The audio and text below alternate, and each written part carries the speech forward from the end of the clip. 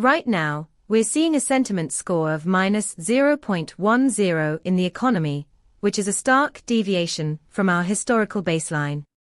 This negative sentiment, coupled with a momentum of plus 0.64, suggests that despite some upward movement in economic indicators, the overall perception is quite pessimistic.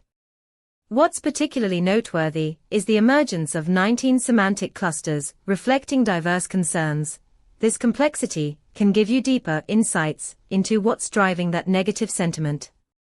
With our API, you get real-time updates that include sentiment scores, momentum, and semantic clusters, allowing you to build nuanced models or dashboards.